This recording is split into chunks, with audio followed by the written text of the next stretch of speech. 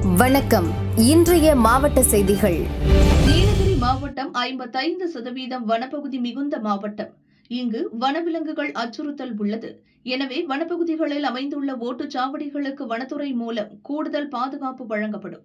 மாவட்ட நிர்வாகம் சார்பில் வனத்துறையின் பாதுகாப்புடன் வாக்காளர்கள் அழைத்து சென்று ஓட்டளிக்க ஏற்பாடு செய்யப்படும் என நீலகிரி மாவட்ட தேர்தல் அதிகாரி லட்சுமி பவ்யா தண்ணீரு செய்தியாளர்களிடம் கூறினார். சில போலிங் ஸ்டேஷன்ஸ் வந்துட்டு கொஞ்சம் உள்ள இன்டீரியர்ஸ்ல இருக்கிற போலிங் ஸ்டேஷன்ஸ் நம்ம ஐடென்டிஃபை பண்ணியிருக்கோம். இன்னைக்கு இப்போ ஜஸ்ட் இதுக்கு முன்னாலே வந்து நம்ம ஃபாரஸ்ட் கூட மீட்டிங் வச்சிருக்கோம். அந்த லாஸ்ட் எலெக்ஷன்ல பண்ண மாதிரி இந்த வாட்டி கூட அந்த பூத்ஸ் எஸ்பெஷலி உள்ள இன்டீரியரா இருக்கிற பூத்ஸ் கிட்ட ஃபாரஸ்ட் பேட்ரோலிங் நம்ம கண்டிப்பா அலாங் வித் ஃபாரஸ்ட் அஃபிஷியல்ஸோட பேட்ரோலிங் அங்கே பண்ணுவாங்க. ஸோ தட் எந்த ஆனிமல் பயம் இல்லாமல் மக்கள் வந்து ஓட் பண்றதுக்கு வர்றதுக்கு. ரெண்டாவது அந்த மாதிரி உள்ள ரொம்ப இன்டீரியரா இருக்கிற இடங்கள்ல நம்ம வந்து டிரான்ஸ்போர்ட்டேஷன் அரேஞ்ச்மெண்ட் கூட பண்ண போறோம். ஸோ தட் மக்கள் வந்து அதை யூஸ் பண்ணிட்டு பூத்துக்கு வர்றதுக்கு சௌகரியமா இருக்கு. வந்து டூரிஸ்டுக்கு ஒரு ப்ரெஸ் ரிலீஸா கொடுத்துடலாம். ஸோ தட் நிறைய கேஷ் அவங்க கேஷ்ல கேரி பண்ணாம இப்போ எல்லாமே வந்து நம்ம ஆன்லைன் பேமெண்ட்ஸ், டிஜிட்டல் பேமெண்ட்ஸ் எல்லாமே இருக்கு. சின்ன கடைகளை கூட நீங்க பாக்குறீங்க, கேரட் வாங்குறது கூட அவங்க ஹாப்பியா வந்து they can pay through QR கோடோ இந்த மாதிரி பண்ணிடலாம். ஸோ டூரிஸ்ட்க்கு ஒரு டூஸ் அண்ட் டோன்ட்ஸ் மாதிரி நாங்க பேசிட்டு பிஆர்ஓ கூட வி வில் இஷ்யூ கைட்லைன்ஸ். மேலும் அவர் கூறுகையில், நீலகிரி மாவட்டத்தில் 74 பதட்டமான ஓட்டுச்சாவடிகள் உள்ளன. அங்கு கூடுதல் பாதுகாப்பு அளிக்கப்படும். ஊட்டி தொகுதியில் 1,88,064 வாக்காளர்கள் உள்ளனர். 254 ஓட்டுச்சாவடி மையங்கள் உள்ளன. கூடலூர் தனி தொகுதியில் 1,84,663 வாக்காளர்கள் உள்ளனர். 238 ஓட்டுச்சாவடி மையங்கள் உள்ளன. குன்னூர் தொகுதியில் 1,76,663 வாக்காளர்கள் உள்ளனர். 244 ஓட்டுச்சாவடி மையங்கள் உள்ளது என்றார். மறைந்த முதல்வர் ஜெயலலிதா தோழி சசிகலா ராமநாதபுரம் மாவட்டம் பசும்பொன்னில் அனைத்திந்திய புரட்சித் தலைவர் மக்கள் முன்னேற்றக் கழகம் என்ற பெயரில் புதிய கட்சியை துவக்கினார். அதைத் தொடர்ந்து ராமநாதபுரம் மாவட்டம் கடலாடியில் ராமநாதபுரம் முன்னாள் எம்பி ராஜேஸ்வரன் மகன் ரமேஷ்குமார் கட்சிக்கொடியை ஏற்றி வைத்து பொதுமக்களுக்கு இனிப்பு வழங்கினார்.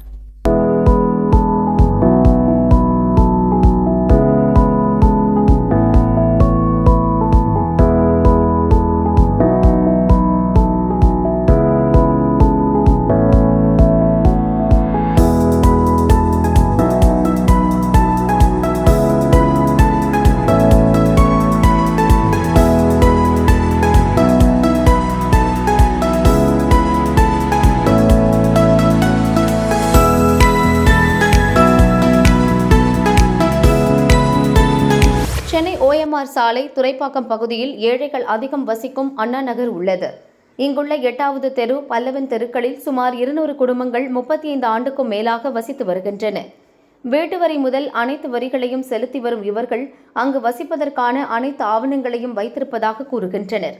அவர்கள் வசிக்கும் வீடுகள் உள்ள பகுதி ஒரு தனி நபருக்கு சொந்தம் என்றும் குடியிருப்பவர்கள் காலி செய்ய வேண்டும் என்றும் அதிகாரிகள் கூறுவதாக பாதிக்கப்பட்டவர்கள் தெரிவிக்கின்றனர்.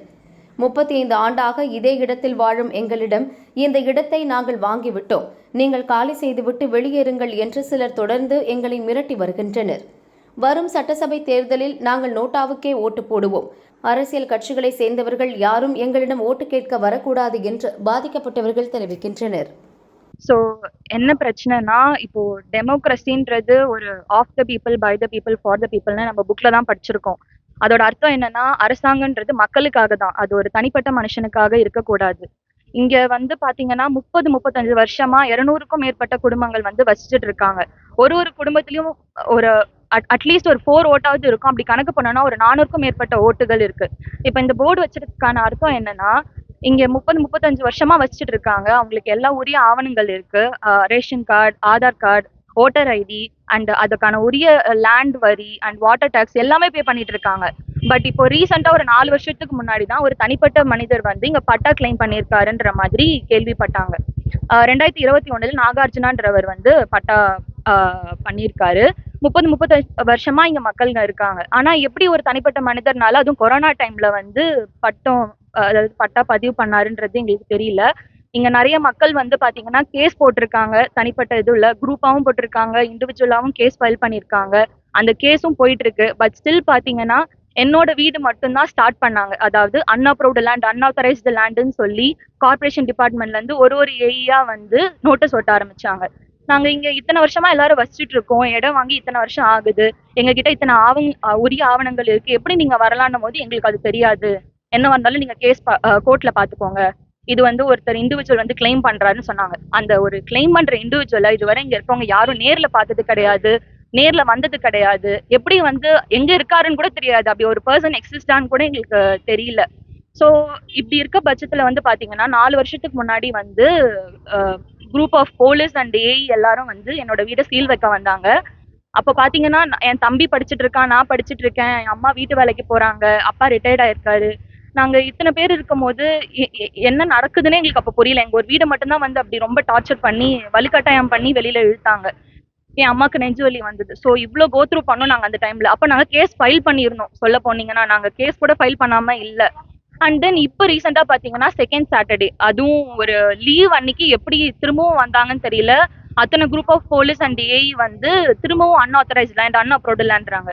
ஒரு வாட்டியும் அன்ஆத்தரைஸ்டுன்னு சொல்றாங்க, ஒரு வாட்டியும் அன்அப்ரூவ்டுன்றாங்க. இந்த லைன்ல பாத்தீங்கன்னா ஒரு 60க்கும் மேற்பட்ட வீடுகள் இருக்கும், யார்கிட்டயும் பட்டா கிடையாது, எல்லாரும் 35 வருஷமா வாழற மக்கள், எல்லார்கிட்டயும் ஓட்டும் இருக்கு. நாங்க எந்தெந்த கட்சிக்காரங்களை போய் அணுகணும், கலெக்டர் ஆபீஸ் கிட்ட போனோம், எம்பி பார்த்தோம், எல்லாருமே நாங்க சட்டம்படி நாங்க பண்ணியிருக்கோம். பட் ஸ்டில் இன்னும் எங்களுக்கான நீதி கிடைக்கல.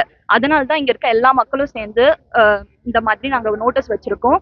எந்த கட்சிக்கும் நாங்க ஓட்டு போட போறது கிடையாது. நானும் ஒரு ஓட்டர் ஐடி வச்சிருக்க பொண்ணு தான். நாங்க கவர்மெண்ட்டை நாங்க அபாய்ட் பண்றோம். நாங்க ஓட்டு போட மாட்டோம்னு சொல்லல, நாங்க நோட்டாக்கு ஓட்டு போடுவோம் தான் நாங்க சொல்றோம். ஸோ நீங்க இதை பார்த்துட்டு இருக்க எந்த ஒரு லாயரோ இல்ல நல்ல ஒரு கவர்மெண்ட் அஃபீஷியலோ எங்களுக்காக ஹெல்ப் பண்ணணும்னு நினைச்சீங்கன்னா, இங்க இருக்க அத்தனை வீடு பாத்தீங்கன்னா எல்லாரும் கூலி வேலை செய்யறவங்க தான், வீட்டுக்கு வேலைக்கு போறவங்க, சித்தால் வேலைக்கு போறவங்க, இந்த மாதிரி தான் இருக்காங்க. இவங்களுக்கு நீங்க ஹெல்ப் பண்ணணும்னு நினைச்சீங்கன்னா இதுக்கான தக்க நடவடிக்கை நீங்க எடுக்கணும் மாதிரி தாழ்மையுடன் கேட்டுக்கொள்கிறேன்.